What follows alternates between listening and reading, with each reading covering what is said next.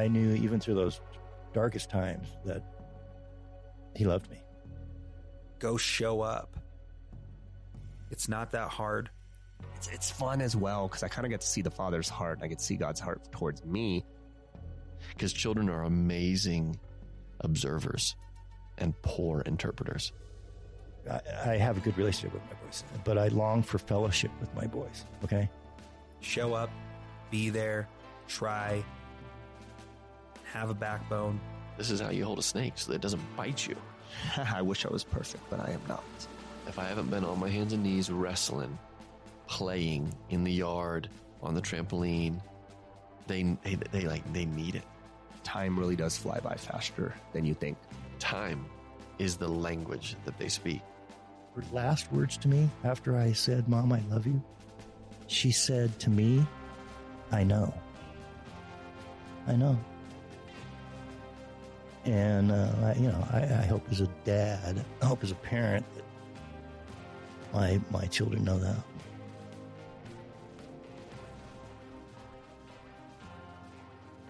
Welcome to the Mick Pat Show, and this is another episode of our Father of Origin series.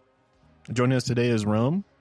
We're pretty excited to hear your perspective because you are first generation from immigrant parents, right? That's right.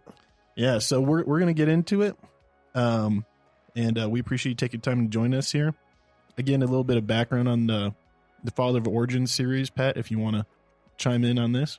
Yeah, so we're doing this because we feel like being a father is one of the greatest gifts and also can be one of the heaviest callings in a man's life to come and, give of himself to raise young children and specifically raise young boys into men. And so we just want to hear other guys' stories around what it's been like what their fatherhood experience was like, both as being a kid and now as a father themselves.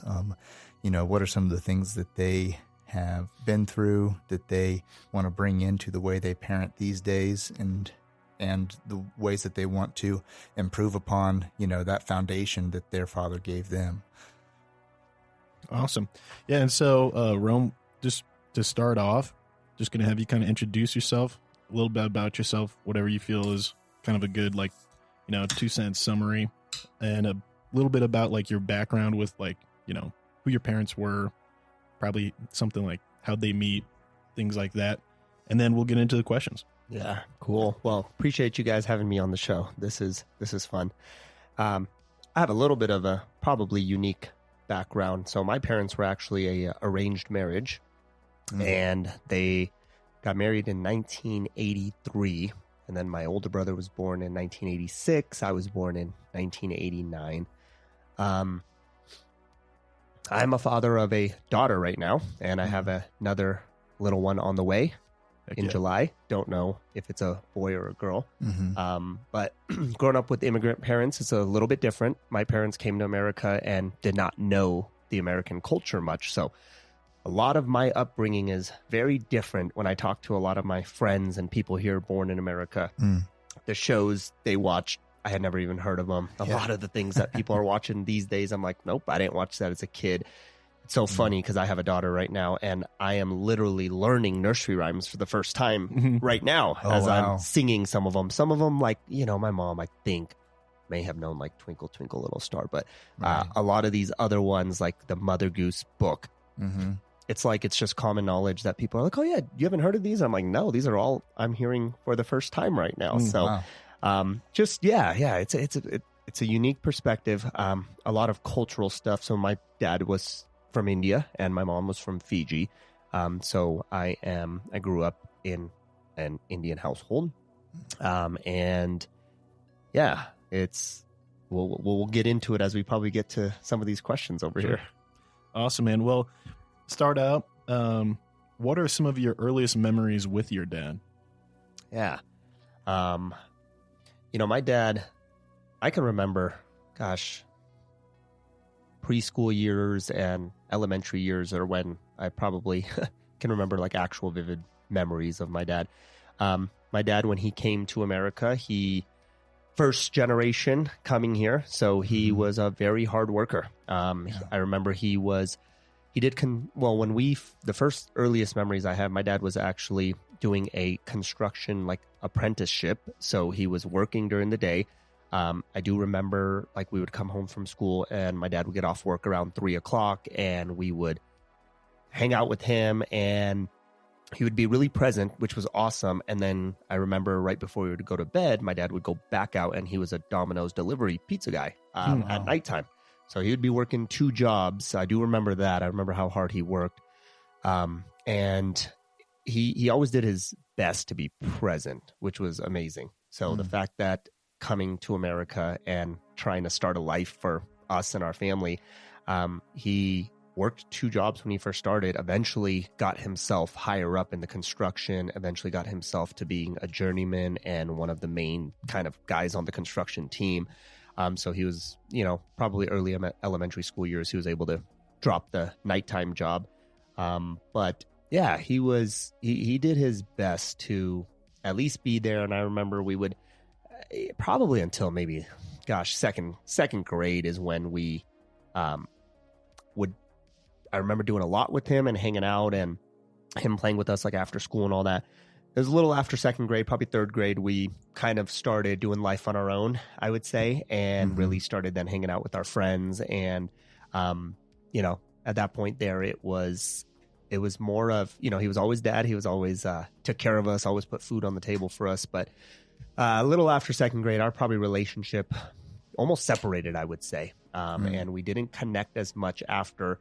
And that's just because we did a lot with hanging out with other people. And then also just because he never got taught also by his parents really how to communicate well and we didn't have really deep conversations or any of that stuff. So, so those were some early childhood memories that I have of him. And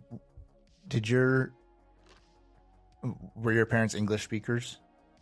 Yeah. They, English was their second language. Okay. Yeah. Because I asked because I had a buddy in middle school whose parents only spoke Korean.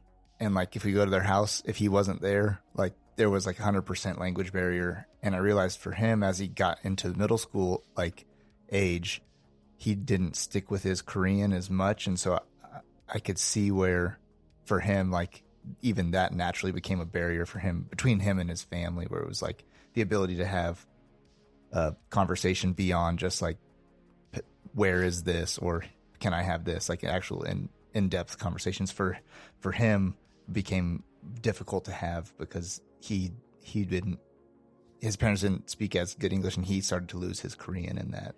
Yeah, I could totally understand that. My parents actually, they spoke fairly decent. My dad studied English in India when he was in college, and my mom did as well when she was in Fiji. So they spoke English well. We did learn, and we spoke Gujarati growing up in our house as well, which is one of the languages in India.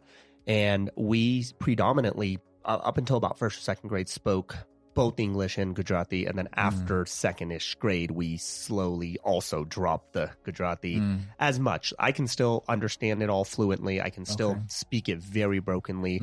I know all the swear words, like still on the back of my hand for sure, because that's usually what you greet all your cousins and stuff with in today's world. But I can totally see that. My parents, thankfully, we were able to keep communication, but my grandma did not speak English. And a couple also older generation uncles on my dad's side didn't speak English.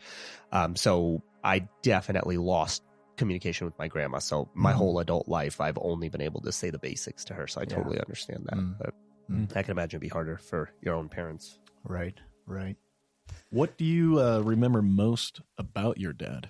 Like when you think about one thing, is your parents both still living today? They're both still living. All right, good. Cool. They live in Los Angeles, California. Gotcha. So then what's the thing that you kind of remember most about your dad growing up? Because, I mean, you still are making memories today. But Yeah, it would, I mean, that work ethic was something that that always stuck with me. He worked hard. I mean, he came here for the American dream, came to America with nothing and literally built our whole family's foundation. So it was a big risk. So I remember the work ethic. I definitely remember. And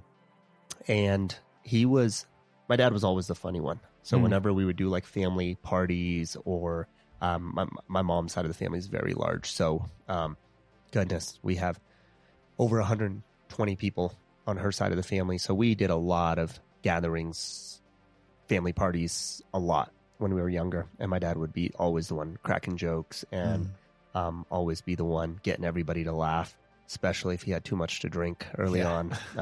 There was a couple of those moments that were memorable. That's awesome. What do you wish that you had asked your dad, but you have yet to do so? Like things that like you kind of think back in life and life lessons you learned that maybe you would have been better prepared for had you consulted him. Yeah.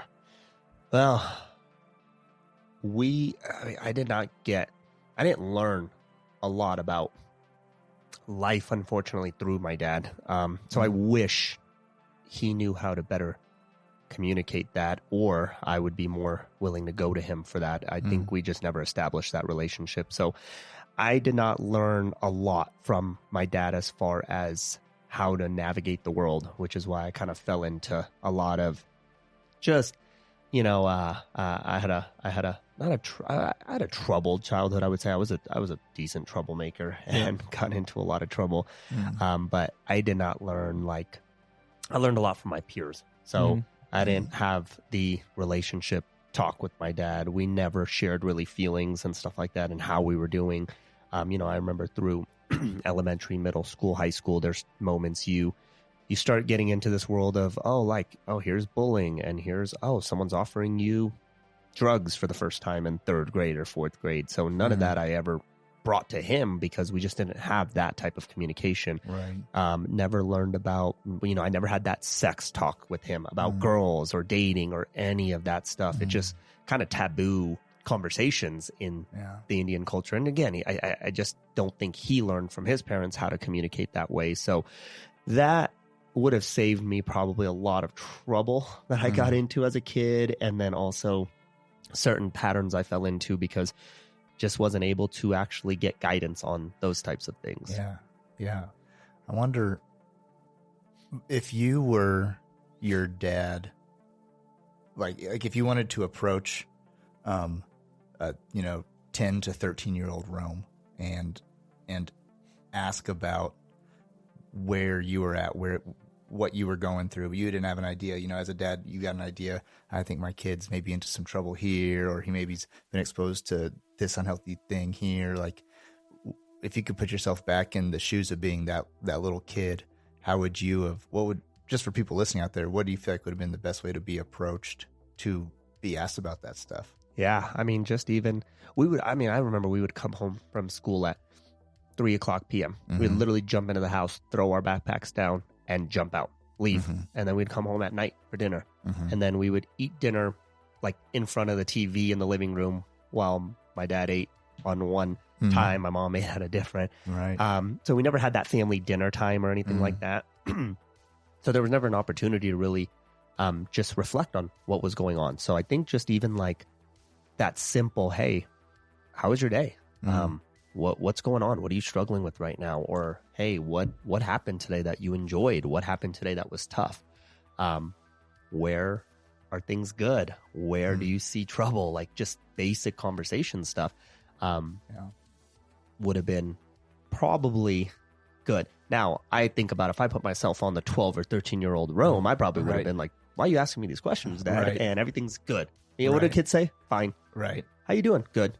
Right. So I think it's stuff that I will have to also learn and be a little more intentional about. We are doing, and I'm sure there's a question on that like in there, but my goal is as a father is to really create that culture and habit early on for my kids to know very young when they're 2, 3, 4, to ask them, how are you doing? How are you actually feeling? And, we talk about the feelings thing. I mean, so many guys, including myself, man, I didn't start learning about my own feelings and how I'm actually feeling until like my wife would probably still say I'm not that great at it, but I'm better than I was even 5 years ago. So, I mean, my late 20s is when I started learning about how am I actually feeling inside, and because everything else was just suppressed and everything was fine, right? And you just kind of go about it. So, creating that culture early in our house is going to be something that I definitely want to change up. That's good. Yeah, because those it's pretty obvious, but the way that our feelings that we don't know how to express, especially in young men, they just manifest themselves into like usually some form of like negative energy, and it can be done positively too, but lots of times, this pent up, built up, all the things the guy's going through, and it manifests itself in like, acting out.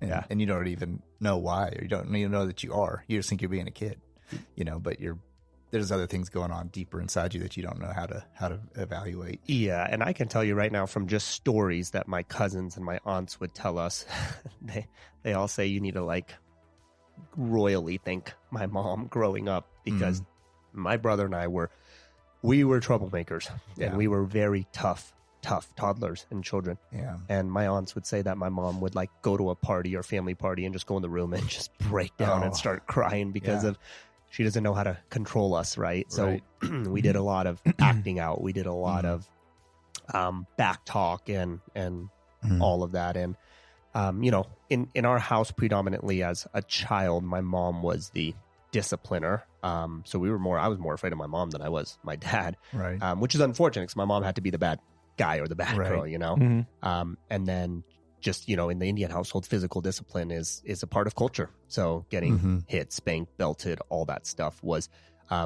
just what we grew up with. Right. And never in my life when I was younger ever thought it was child abuse or anything like that. I just knew that I deserved every one. I'll just say that. Like, there's never a spanking or a belting I got that I did not deserve. And so but just maybe not the emotional follow up or whatever. Like that's we never knew why we knew why, but there was never the correction piece to help us not fall into that same trap over and over again. I mean, I always say that we stopped getting hit when it hurt my mom to hit us. Yeah. She'd hit us, and then she would like wringe her hand and be like, oh, and I'm like, Mom, just don't hit us then. Yeah. I'm kind of curious on that subject, just because you're kind of our first guest who has parents who grew up in a totally different culture than the U.S., right? And so I'm kind of wondering, like, what, that's kind of like the negative reinforcement of like, hey, you did something, that was like wrong, here's the punishment. What did it look like, specifically from your father? What did the positive reinforcement look like? Because I think about like, there's a lot of versions of Americanized positive reinforcement of like, you get time to play video games, or you get a little bit more length on the leash to go out with friends. Get a couple $100 if you get straight A's or something. Whatever. Yeah. And now I'm kind of wondering, like, what did that look like in your household? How did positive reinforcement kind of manifest? Smoke break.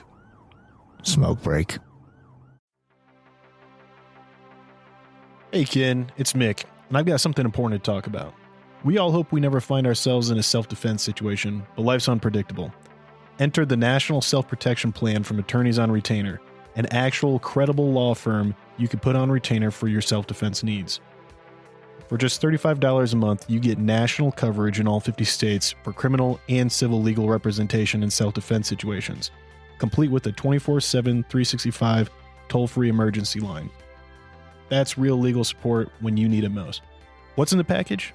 Bail bonds, scene cleanup, firearm replacement, even mental health counseling. Plus, 0 fees for a laundry list of defense-related costs like expert witnesses. So support the show and get yourself some peace of mind. Click the link in our show notes or visit our sponsors page to sign up for the National Self-Protection Plan from Attorneys on Retainer. Hey folks, Pat here. If you're like Mick and I, you're a fan of classic tales like Lonesome Dove, Blood Meridian, The Three-Body Problem, and Steinbeck's East of Eden. With Audible, you can dive into these epic stories anytime, anywhere. Sign up for a free month, and your first audiobook is on the house. To start your free trial and support our show, click the link in the show notes or swing by the sponsors page on our website. Want an awesome website for your podcast? Check out Podpage. We use it for the Mick Pat Show, and it's a game changer. Set it up in minutes, no coding needed. Support the show by using our link to get started. Your podcast deserves a home as great as ours. Podpage, the one-stop solution.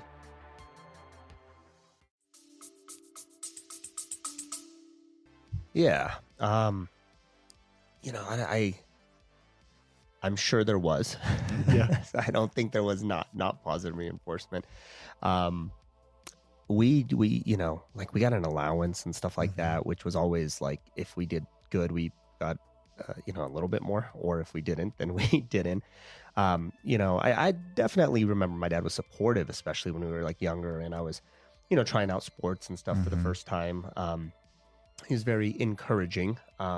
So that was there, but I don't, there's nothing culturally that I remember that's like just was stamped and stood out that was like, hey, this was a part of his DNA that was there. But again, I mean, he was super loving, always cared, and very, very much.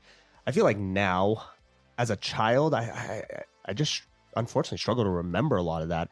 As an adult, my dad is significantly more positive reinforcements that he now does better.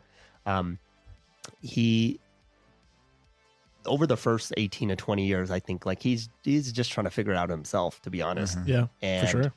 Now, as we are, and I'm a parent, and there's a little more transparency and vulnerability in our relationship, there's room for him to actually tell us he's proud of us, tell us that he loves us, tell us that, you know, we're doing a really great job, especially as, you know, I don't live at home and we live in different states. So for him to see us being raised and growing our family and children, I feel like I have a lot more of those memories as an adult. Childhood, again, I believe there was a lot of it there, but I don't think there's anything that really just stuck out or It's still anything that I fun. have. Yeah, it's just something that I find interesting, you know, because I do know like positive and negative reinforcement really does differ culture to culture. You know what I mean? Yeah, and I think it's always easy for us to remember the negative ones and even hyperbolize the negative ones, Absolutely. like from our childhood.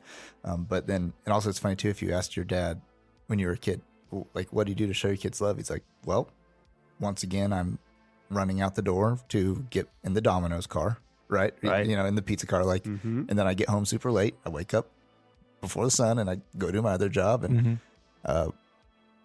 what do you mean? How do I love my family? Like, or how do I like encourage or support them? He's like, I'll work my ass off for him or whatever, like that. Like, you know, And even culturally, especially my parents are a little, I still even see it still today. It's still a little more old school where mom did a lot of the raising of the children. Mom did a lot of the feeding, waking up, clothing, schooling, all that stuff. I remember my dad did it. He says he's did it. yeah. But I'm pretty sure my mom changed 95% of the diapers. Yeah. Yeah. My dad, he had to work. He had to work. He had to provide. So that was definitely the kind of social dynamics of the household is that the male provides and the females take. My mom was full-time working though. So Oh, well. yeah, she was full-time work as well. She was not a stay-at-home mom. We started going to babysitters and people watching us probably as early as 2 years old, less than 2 years old. So think about my daughter right now who's about to turn 2, and my wife, just blessing, gets to be at home and be a mom, and she loves it. But by this time and even earlier, my mom was back at full-time work and we were going to babysitters or going to family members' houses. It's crazy to think that your daughter is almost 2, because I remember when she was born and I would have said with a lot of confidence, Like 3 months old or something. I've been like, she's maybe almost a year old. Yeah. That's crazy. Probably how all the time hair on flies. her head. It flies by. Yeah. It does.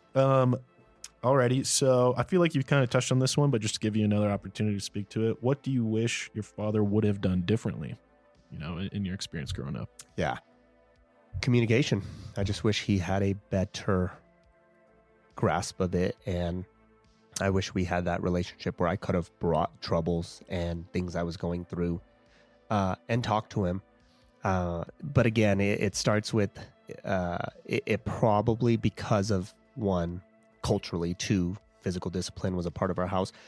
We just probably never felt safe to be able to tell our parents that we messed up or we had that. And if you think about the Indian household, for sure, it's very much like, you know, your reputation is what the family sees you as. And there's a lot of pressure that your kids have to be like getting good grades and your kids have to be behaved and all that. So we had that pressure to uphold to.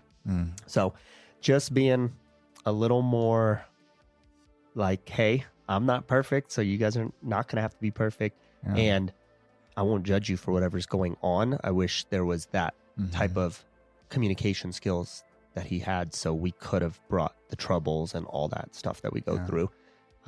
It was really, it was doing life kind of on our own from a very young age. Our physical needs and our safety was met at home, but as far as learning about the world and learning about peers and learning about society and all that stuff, on the job training. Yeah. As a 13-year-old, just whatever the 15-year-old's doing and saying or whatever. Yeah. As far as, because I know today you are a believer, you're a man of Christ, someone who follows Jesus. But growing up, what was the faith and spirituality aspect of your upbringing? Yeah. So my parents still are practicing Hindus, and Hinduism is polytheism, where there's many gods. You worship different gods for different things, and different gods have different characteristic traits. Every Indian household usually has a shrine in there called a mandir, and we have always had one. Early on, my parents tried to teach us about Hinduism, and we, maybe for a couple weeks went to what would be equivalent as like a Sunday school, which would be something where they teach you about the culture and it's like, the religious part of it. And we probably, after like 2 weeks, were like, yeah, this is not for us. So my parents never really actually tried to force it on us, which was, I guess, good, but also like not like we never had that like fear of God, I would say, growing up either. So I would have said from my earliest memories of first grade, elementary school, I would have considered myself a agnostic, which would have been, I believe in something. There's a God, I know it, but I don't follow any of these Hindu ones, and I don't particularly know. So we would go through all the ritual stuff. So in the Indian culture, there's a lot of holidays. There's a lot of celebrations for different gods. There'd be a lot of moments in the year where we would go to the temple, and we would go. We didn't really know why we would go, nor did we really know what we were worshiping and stuff. So there was a lot of, I wouldn't say confusion there, but we just did it to do it. We didn't actually have any type of, I didn't have any type of like relationship with a God or anything like that. So from probably about first grade on, it was nothing. So there was no following of any religion. Yeah. And they never made you feel less than for like not necessarily conforming to that? Like you feel like it was still like a very much like a, oh, okay, like it's not for you? All right. Yeah. There was I never remember anything about like my parents saying like you're bad or following God is not the right thing to do. So that was, I guess, a good thing that we never felt the pressure of having to do it. But I also, I look at it even here today and I go, I want my daughter to follow Christ because how much she sees her mom and dad love their relationship with the Lord. And we want it to be an example and then also teaching her at the same time. Yeah. Right. I So get that. it was, it's kind of even like check the boxes, right? So that's kind of what it seemed like. But yeah, so no, never less than, which was good. That's cool.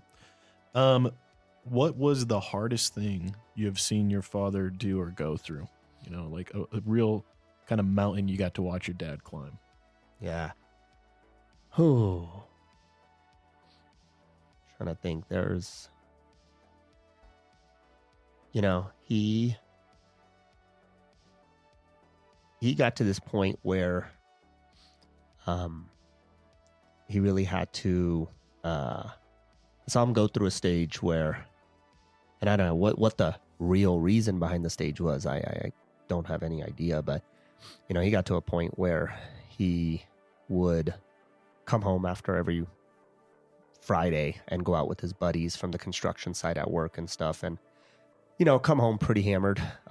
He would drive home hammered. He would be definitely visually intoxicated when he would get back. So that caused a lot of a season of life where my parents' relationship was very rocky. So to have to see him kind of battle that through, and I wish I knew more of what he actually was feeling there and why he was feeling it and what were his actual overcoming moments. But him having to battle that, and I just think about he didn't have anyone to go to help him through any of that stuff. I think about how many times today, if I struggle, I have a lot of people. I have a lot of people in the church and my brothers and friends that I feel close enough to that I can tell him about the struggles I have in real life. And I don't think he had any of those relationships. So to watch him somehow overcome all that, change his lifestyle up, and really kind of get on the right path, that was a really, really encouraging thing to see him go through. So yeah, that's awesome. Alrighty, now we're switching over to you. Awesome. As a dad. What do you want to do differently as a father that your father did? And I think, again, you kind of touched on the communication aspect. Yeah, that's probably going to be the number one right there. I want my daughter and my children to know, like, that I was not perfect. So I will not be this person who puts them to these standards and pretend that I was perfect growing up and stuff. So I would love for God to continue to work grace in my heart, to know that these children are going to mess up. They're going to mess up. They already mess up at a young age, which, they're minor mess ups right now. Later on, they're going to be deeper mess ups, and I want my children to be able to say, oh shit, I messed up. I need to go to dad. Yeah. Versus, oh shit, I messed up. There's no way mom and dad can find out about this. So if I can have my children do that, goodness, that would be like the greatest gift that I could ever have as a father, that they can come to me in the goods, but they can also come to us in the bads, and praying to unconditionally love them through it all and not have any judgment, and not give them this, man, you messed up, and discipline. I mean, there's discipline as teaching, but it's not physical like punishment, Yeah. So. Yeah, I get that. I mean, I think some of the moments where my mom was a single parent, I can think very clearly when I messed up so bad and I was driving home. I was like, I know she's going to be mad. She might be rage mad. She might kill me, but I also know that I should tell her about this and talk to her. And I remember almost every single time I was just sweating buckets in my truck, parking it outside. I was like, oh man, I gotta go in there and I gotta say this. I might have to wake her up. She might be in bed and have to tell her what's going on. And then every time she just handled it so, rewarded my trust going to her. She never ever mishandled me going to her and confessing something.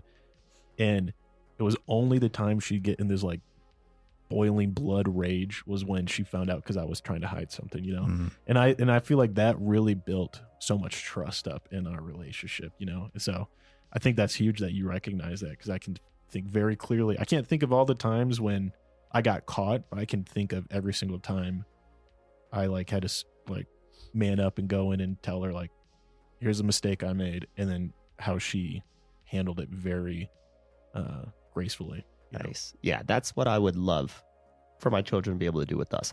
That was not us. We did not go to our parents for anything. I mean, there's too many things, thousands of things that we did probably bad and wrong, but we never admitted any of that stuff. We kind of just hid it, and there was definitely not that trust there, and there was not that comfortableness and that ability to go, I'm going to be safe to do this. So yeah, that's special, Mick. I'm glad you had that with your mom growing up, and I hope that I get that coming as well. Yeah.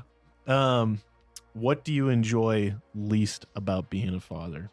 The whole fatherhood experience, I'm learning a lot as I sit here and talk to these guys. And everyone seems to have a particular thing that they're like, man, this is just the toughest part that is pretty hard to find joy in. Yeah. Ooh. Well, gosh, as a new dad, I would have said changing poopy diapers, but that's just you just get used to that, and it's not too bad. What I enjoy the least, yet it is where I know God needs to work in me the most. It's having to be patient. That I'm like a get it done quick is how I grew up, and to have to sit and have patience, especially when, my daughter's a toddler right now. So the pinching, the biting, the learning about personal space and boundaries, not to just flip out when she bites me or bites my wife or like the sweetest thing. She'll come in for a hug and then just backhand me. And I'm like, all right, my innate wants to backhand you back right now.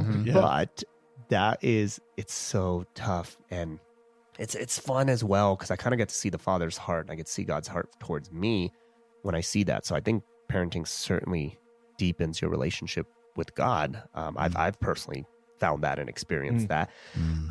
But I mean, I'm a chiropractor, and I always joke around that, like, you know, the only patients I have are the ones that I see in the office. So it's That's funny. so to have that patience is something that I've developed a lot of, and still have a lot of work to do. But it's hard because I do enjoy it, actually. So it's not that I don't enjoy it. My innate would say I don't enjoy it, but my growth side of me says I actually am really enjoying that. So that would be that. Well, and that's why I try to make sure we really thought the phrasing on this of like, we don't want to say what's the worst part about being a dad, but the thing you might enjoy least. And it's probably, I mean, everyone has said something along the lines of the struggle of seeing your own reflection and how you handle something with your kids. Yeah, for sure. You know what? Teething is not fun, man. Yeah. I will say that. Yeah. Teething brings nighttime stresses. Teething brings her uncomfortableness, which then, goodness, like you know, that child relies fully on you. So that part might be my physical least favorite part of parenting. Yeah. And then the follow-up is, what's been the best part or the greatest joy of, you know, being a dad? Yeah. I mean, there's too many to count, to be honest. Like, fatherhood is the greatest blessing ever, and it's the toughest journey ever as well. But I think when you get to see what you're trying to teach them actually go into fruition. So, like, when you see the good stuff come out of your children, when they'll say please for something, or when they are so sweet and, like, you know, there's the respect and the just joy in their hearts. That's because they're modeling us. They're modeling mom and dad. So that's an extreme joy, and one of my favorite things is to see that what we are teaching her and will continue to teach her will hopefully just present itself as she learns more and more and sponges. She loves to, and this is cool to just show that it's modeling that, you know, my wife and I have done a pretty good job on, which I'm happy with, that, like, you know, if we sit down to eat and we don't pray before, she'll, like, actually look at us and be like, what are you guys doing? Like, we're praying right now. Like, let's pray before we eat. Some nights I get home and I'm so hungry and I just start eating, and she's like, pray. And I'm like, all right, let's do it. So that's a joy as well, that she's developing a relationship with the Lord and God, kind of on her own, which is so fun to watch. Yeah, I think that's super cool, because I think most people just, like, think, you know, before you're a 10-year-old or whatever, you're not really developing or figuring out those things. And I just see, like, someone so young and so small and able to start comprehending, like, a process of, like, what this is, I think is pretty cool. It's fun to watch their little brains work. Yeah. Awesome. What have you done that you wish you could do differently as a father? And I know you have limited experience so far, but still, I'm sure there's already things that you're reflecting on and learning from. Yeah, it would have to go back to the patience part of it. There are a few moments. I wish I was perfect, but I am not, and I am okay to admit that. But there are definitely some moments that usually happen between 2 and 4 a.m. that I lose my shit. And not in a way that I start screaming or yelling or anything like that, but I can definitely, I'm like trying to put my daughter back to sleep, and I literally am just looking at her, I'm like, just go to sleep. Like, what are you doing? And there's definitely been a handful of times where my daughter will, like, bite me or pinch me, and 90% of the time I'm doing well at just correcting, disciplining, and letting her know that it's not okay, and trying to redirect it. And there's those few times where I have pinched her ass back. I have just wailed her on the butt, and that is something that I really want to work on and not do as much of, because I can only imagine it's going to get tougher and tougher as she is now, you know, going into toddlerhood and starts to understand these things. And, you know, there's these things that you think about. It's like, okay, I don't want to be the reason she does those things as well. It's just an innate, they all go through the stage of biting and pinching and just learning about what they can and can't do. But yeah, if I can just continue to work on that patience and just try being more patient, that would be what I would love to change. Something about those little baby paws, they're just like, you never think like when they're reaching out and grabbing, like they have that kind of power, strength, that tensile. Yeah. But then they get a hold of you and they figure out where like the softest part of you is. Dude. And it hurts, man. Dude, I don't care what people say. And their jaws they got the clenched jaws. Like she'll put something in her mouth and you're like, oh, I got to get that out. And I'll like stick my finger in there and she chomps down. I'm like, the only way to get this off is I have to flick her, do something to get her to stop. It's like, and their nails grow so fast. Dude, my sons, they know for whatever reason, innately, the nipple, dude. You're taking a nap on the couch. That just like your little baby pulls up on the couch and you're just shirtless, sleeping on the couch, and then just on there. They get you, dude.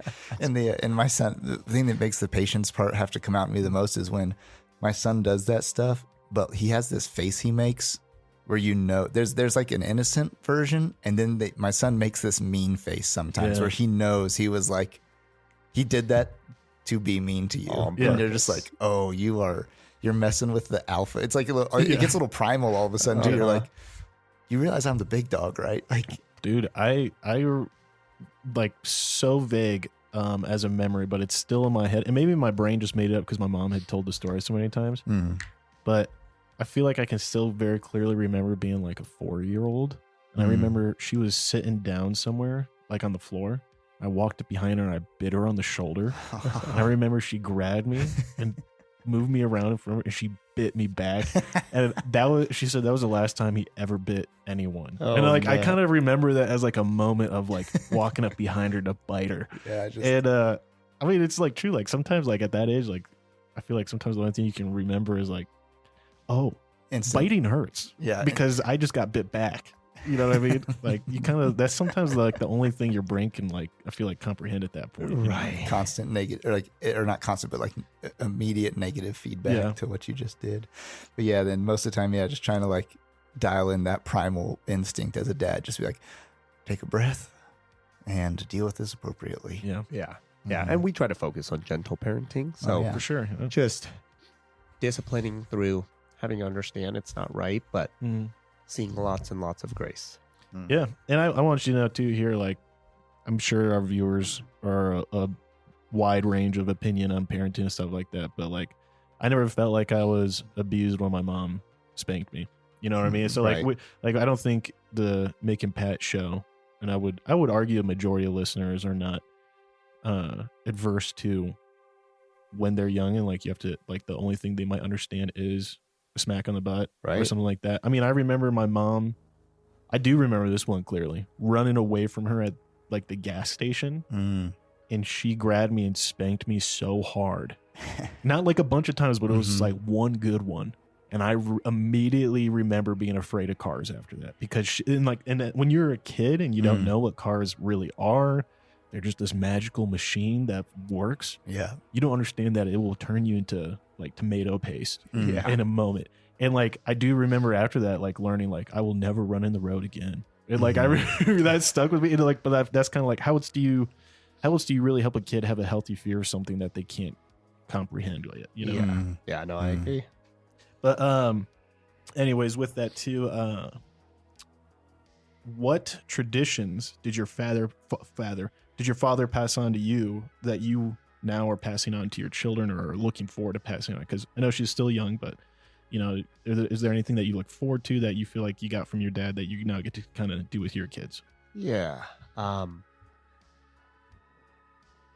What's interesting is that a lot of traditions really do come down to sometimes cultural stuff and even religious stuff. So there's not going to be a whole lot of stuff from that side of it, but there are, like, you know, we always, one tradition that I love is my dad was always big on like family vacations. So even as much as he worked and, you know, we didn't have that like daily connection point, I do remember almost every single year we would go on a trip, and that was just sweet time to spend with my parents, my brother, and get to have some fun, see some new places, get to really make some memories. So that would be a tradition that we will definitely pass on, that I would love to do a family trip every single year, which, you know, I know is very common, but it's still something that takes effort. It takes a lot of intentionality to do that.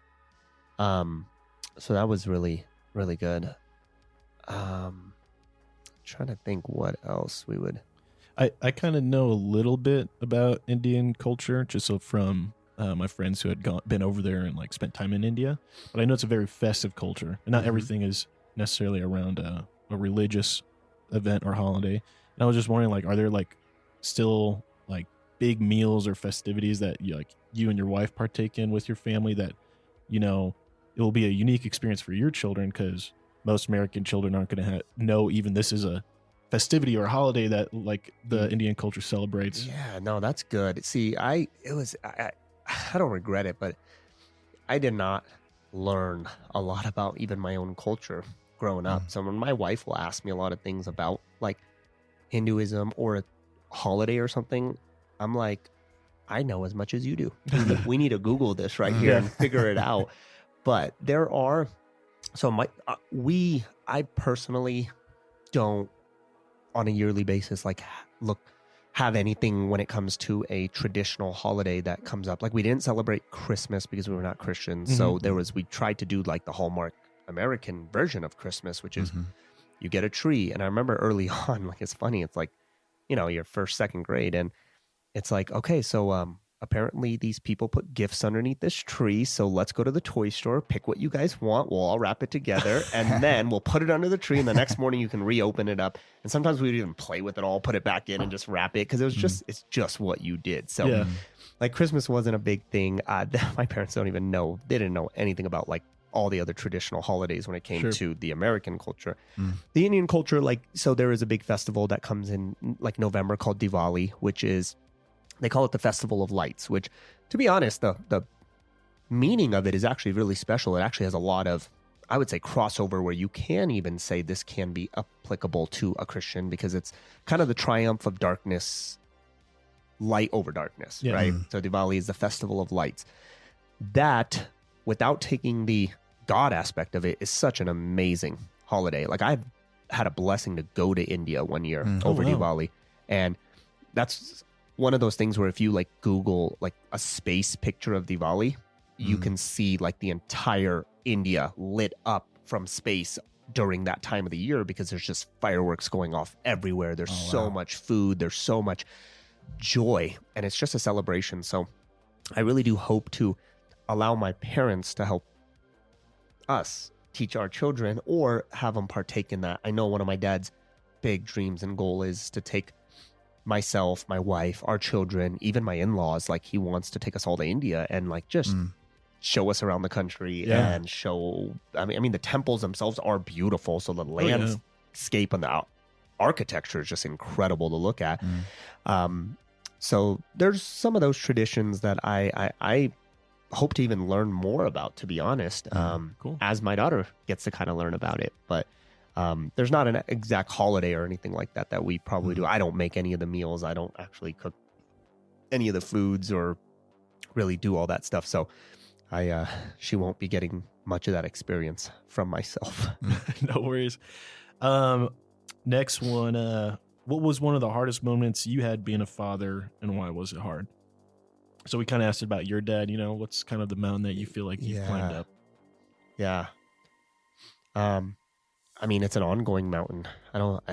As far as like one situation and scenario, like there's multiple little ones where, again, it would have to go back to just losing my patience. And when I know that's not the way I should have reacted. I know, I mean, there was, one night where it was, again, middle of the night. She's up, third, fourth time, and you're just tired, you're sleep deprived. So we try to, my wife and I don't try to have any type of conversations at 3 a.m., 4 a.m. It's not the time to wish for something different or anything like that. But I do remember it was one of those nights where my wife was trying to get some sleep, and I'm just rocking her, and she's screaming and crying because she's just going through the teething, sick, all that. And I'm just like wailing and kicking all of her stuffed animals in her bedroom. And I'm just kicking them around. I remember like punching the wall out of anger. And that is one of those like moments that I definitely really quickly just repented and was like, man, this is not the father that I want to be right here.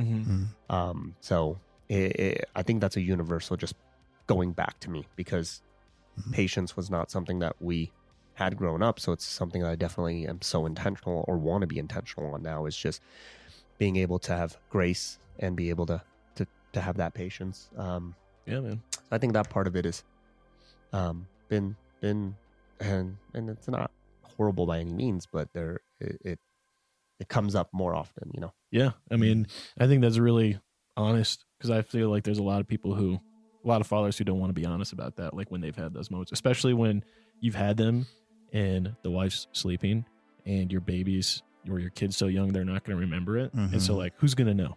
Who's going to know that you had a total breakdown, meltdown, and did something that you're ashamed of, you know, that you want to improve on? Right. And I'm sure there's plenty of fathers who just heard that and are nodding their head. They're like, yep, I do. I remember the specific stuffed animal that I ripped the head off of.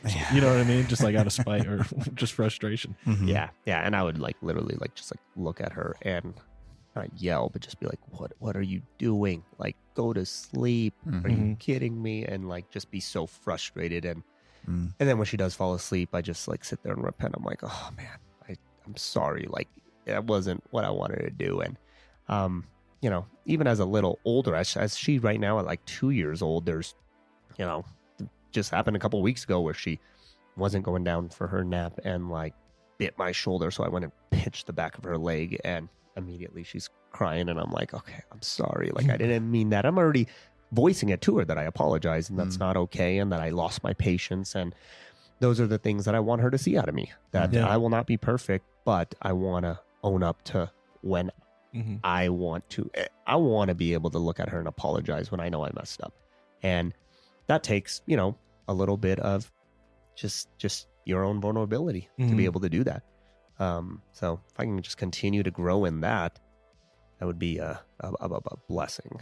Yeah, man. That's a big mountain, but yeah, I'm happy that you can see that now, because I feel like so many, you know, moms and dads just aren't aware of that, you know, or don't see issue with that and struggle to really be aware of how to develop that patience. And on an ironic note, again, I hope my mother doesn't feel like I'm ever painting her in a bad light, but she loved telling the story of when I was a baby, toddler, I think. I mean, I don't remember this, right? But she was driving, and she had like a kind of a sports car that like could fit a baby seat in the back. And she got pulled over. Sirens like came on behind her. And so when she pulled over, she reached back and pinched me. So I would start crying. And the cop comes up, and she's just like, this baby's crying and screaming. I have to get home for this. And like, the cop just let her off. And she's like, oh, I understand. That's a smart mom right there. I'll probably do the exact same thing. But I'm just like, I can't. This is one of my favorite stories that she tells too. You just turn around. You just turn around to your kids, like, you get pulled over. You got a 5 and 7 year old back then. You turn around like, it's something I mean to tell you, boys. Santa's not real. It's like the cops walking up, you know, and he's got wailing and gnashing of teeth in the back of the car. Save those cards. That's hilarious. That's awesome. So this is one that we do like to ask, especially just because, you know, on the subject of, you know, fathers are important, and we're seeing this issue, which we believe in our society is an issue of fatherless homes. But why is that so important? Why is that so significant? Because so many people think like there's not that big of a difference between mothers and fathers. They think it's a very, moms can be dads and dads can be moms and needed. And certainly like there are examples of great dads who were stay-at-home dads, weren't always going out being the breadwinner and stuff. And my mom's an example of a mom who really had to step in and be a, you know, father disciplinarian figure at times, as well as like the breadwinner. But that said, I still believe there's significant differences in the roles. And so kind of wondering what your perspective is, Rome. You know, it doesn't have to be ours by any means, but how do you think fathers and mothers are different for the children? You know, how do they have different roles in raising that child, and perhaps what that child can get out of it, and you can take from your own experience and your experience now as a parent?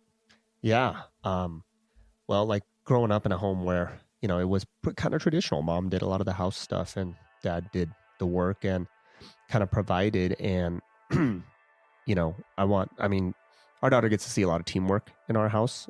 My wife and I we always say that we're a team. So I do dishes, I clean the house, I mop, I change diapers.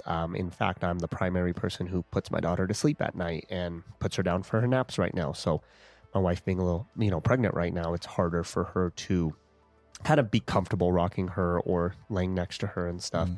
One of the areas that I actually love, and we co-sleep with our daughter, and we transitioned her out of our room, about 5 months ago. So when she was about 14 months, and she has her own bed in her room, but she loves cuddling with her dad. And so I'll always put her to sleep at night, and she just she does not want me to leave the room. So she'll spend, and probably 80 to 90% of the night I spend in her bed with her.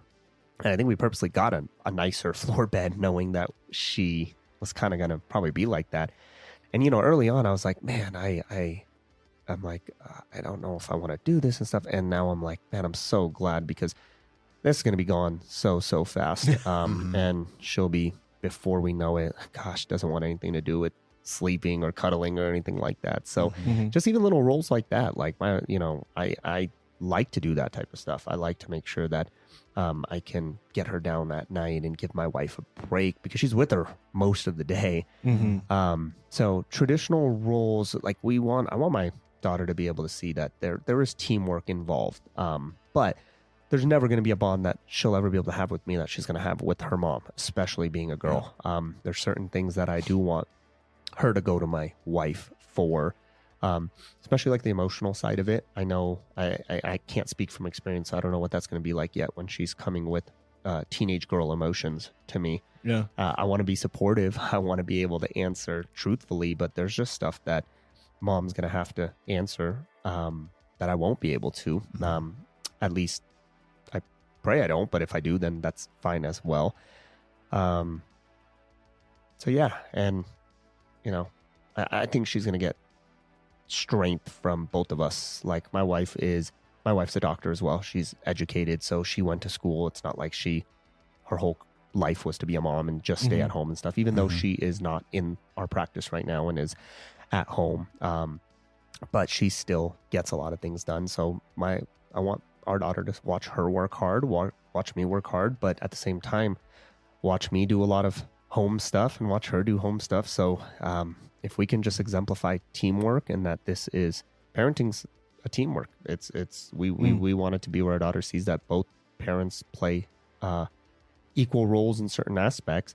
But as far as traditional stuff goes, not a whole lot that I think that's going to be. There's nothing on the top of my head where I go, hey, you need to learn that women do this and men do this, right? Sure, yeah, and I'm sure there are examples that I just can't think about right now, but yeah. So yeah, I think you kind of even touched on it without saying it. Be the way that your daughter feels this comfort and safeness around you, when you're sleeping, she wants to cuddle in with you. It's that role of being a protector. Yeah. That safety. But you just feel she feels safe with you. She feels comforted and protected, and that sounds like that's something I see as something that is important for fathers to provide, and in as simple of an example of your daughter just wanting to cuddle in and fall asleep with you, feeling safe. Yeah. And when my daughter stopped night weaned, she night weaned and stopped breastfeeding at I think 13 months. My wife wished she could have went longer, but my daughter was just a biter. So goodness, I couldn't imagine. She's bit my hand, and my goodness, women that have to go through biting when they're breastfeeding is, goodness, a pain that just we get certain pains that women will never experience. That's one I don't think we'll ever experience. But she after that, so around 13 months is when I vowed to take over the night transition, because we wanted her to transition off of breastfeeding. And, that first 5 days was rough, where she's screaming as she's not getting milk or getting the boob. And eventually after that, she got really, really comfortable with me as her comfort. And I can, man, it's seriously such a joy. And Pat, you don't have daughters, but not yet. I can't explain what a baby girl does to a dad's heart. Like, you know, if I have 5 more girls, I would be so okay with it. I say it now, but when they're teenagers, I'd probably think differently. But man, do they just soften and melt your heart. And my daughter did that for me. And like, as right now, it's insane, but it's like my wife will try to put her down sometimes right now. And she wants nothing to do with it, even though mama's her nurturer and she's with her all day. But when it comes to like that point where she's ready to go to sleep, her safety is actually me, which, you know, I'm like praying. I just thankfully just saw a picture of my daughter asleep right now that my wife gave, because this is probably another thing that I just knew I wanted is that like there's been in the last, pretty much her whole life, or at least since I've been putting her down for her naps and sleep and stuff in the last 5 months, there's been very few times that I have not been there to put her down for her nap or put her down for sleep. So that was one of the things, again, I learned from my dad, though. Like, my dad sacrificed a lot to take care of his children when he needed to. And that's one thing that I will say that I've gotten from him, that there are priorities in my life that have shifted. There are things that I can no longer or want to even do right now, because I do want to be there over lunch to put her down. So today is one of the, I can't even tell you the last time I wasn't there to put her down for her lunchtime nap. So, but I'm honored to be here on this podcast recording with y'all here today. So, but there are times where literally the last time, like, my wife texts and is like, it's been an hour and she's still not down and she is so angry and mad. And then like I'll walk in the room and she grabs me and in 4 seconds is asleep on my shoulder. So just that protection that I know she feels in me, that's what I pray that she will always feel. Yeah, that's awesome. That type of love right there. Yeah. Well, man, we got a few questions left, and this is kind of like the shift to like wrapping up the episode. And they're really just supposed to be fun questions, kind of end on a really nice positive note. First one, I have, and you know, listeners who have listened to the series would know, I have this book above my toilet that I love to read, and I love just having it as a bathroom book. And it's called Shit My Dad Says. And dads say some of the funniest shit, man. And they got some of the weirdest, most unique sayings and slogans and just brands that they love to, you know, always tell their kids. So I'm wondering, you know, what's some shit that your dad said, you know, growing up, that you could think back and be like, you know, whether it was stuff that he said that you're just like, Dad, what are you talking about? Like, that is the most insane take I've ever heard.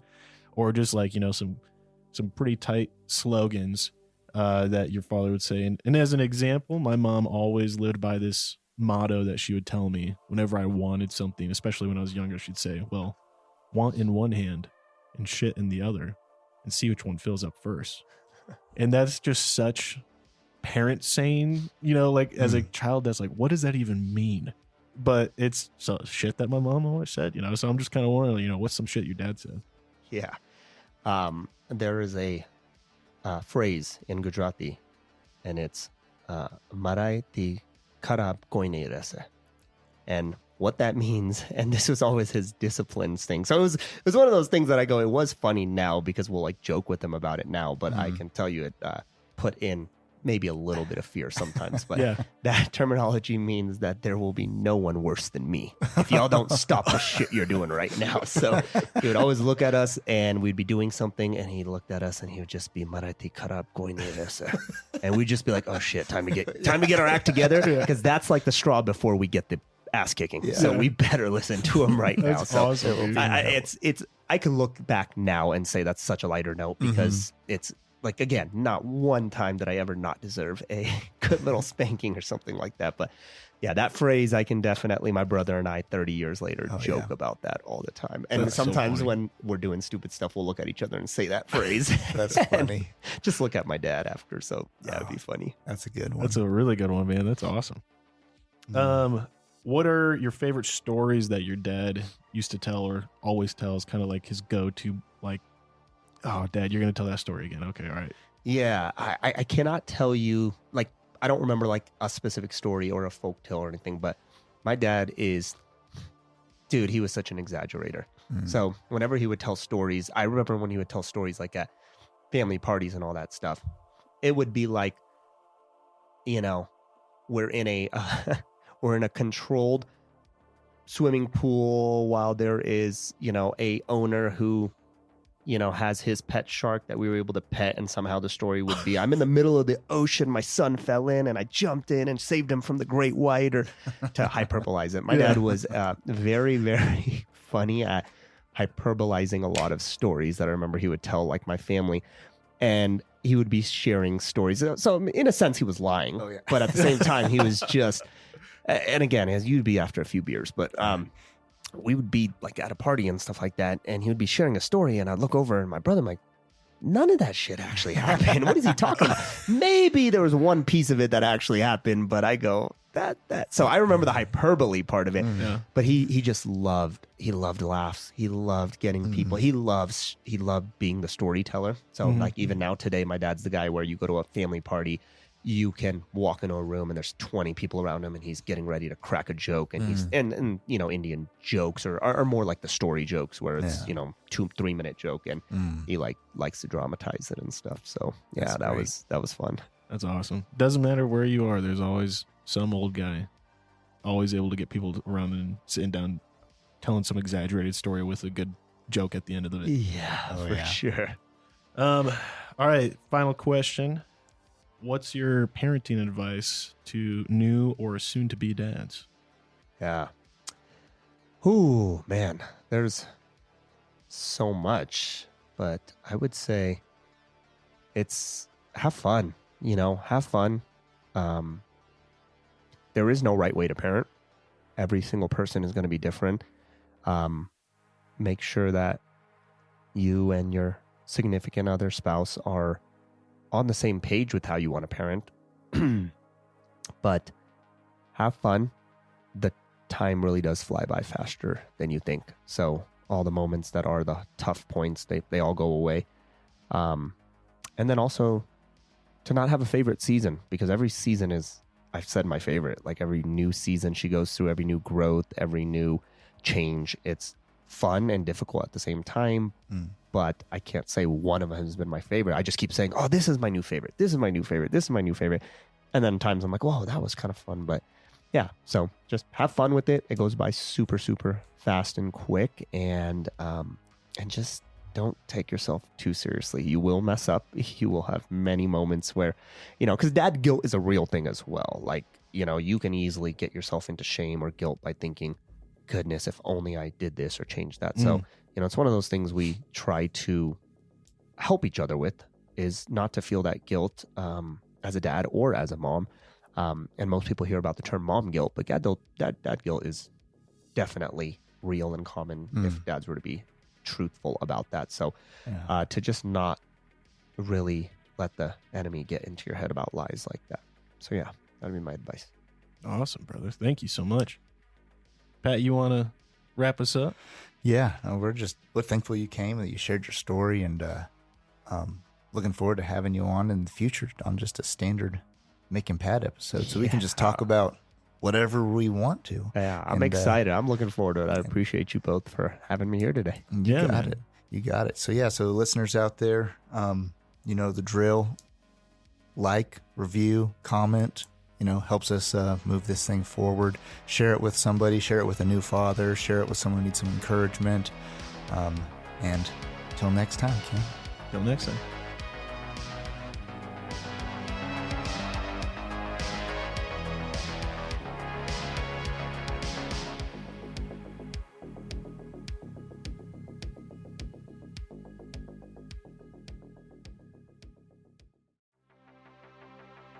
Thanks for tuning in. If you love this episode, drop us a review. If you have qualms or comments, leave us a voicemail on our website. While you're there, check out our latest news, merch, and deals from our sponsors. Till next time, Ken.